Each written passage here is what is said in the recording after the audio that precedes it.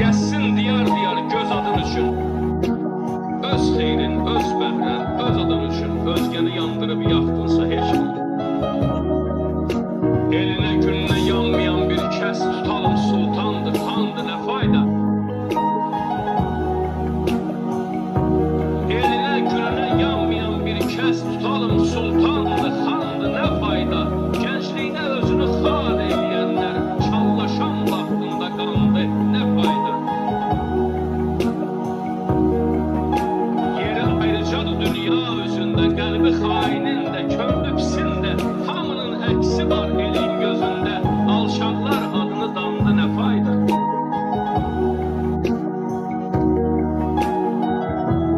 Rasiməm dar gündə dostuma dayaq. Rasiməm dar gündə dostuma dayaq. İnamın yoxsa imtihan et bax. Zülmət gecələrdə yanmayan çıraq, güneşli günlərdə yandı, nə fayda?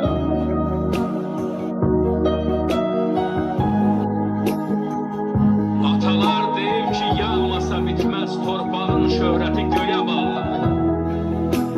Şöhrət var güneşlə, ayla ölçülər, şöhrət var mənsəbə boya bağlanır. Nə var tələ qurub qada verməyə, mərd gərək yaxşını yada verməyə. Adam var adamı bada verməyə, bircə himə bəxti haya bağlanır.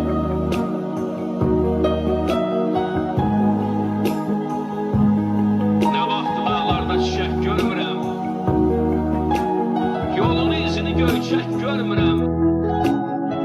Sinə var altında ürək görmürəm, sanki daş asılıb qaya bağlı. Könül fəsillərin ruhuna bir bax. Qış əli qılınclı payız utancaqdır. Dörd fəslin dördü də gözəldir, ancaq al yaşıl yelənli yaz yadda qalır.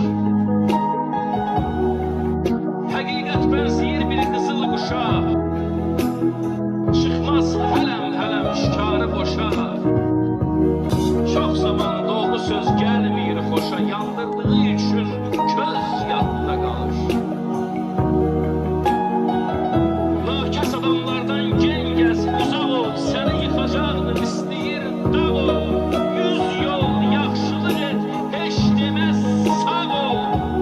Bircə yolu pisliyir, tez yadda qalır.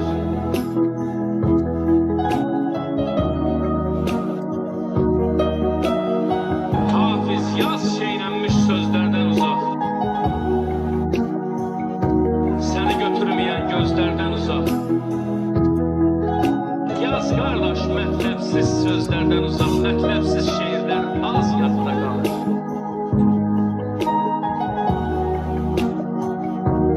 Bu dünyada hər şey borcdur. Bütün borclar çatacaq.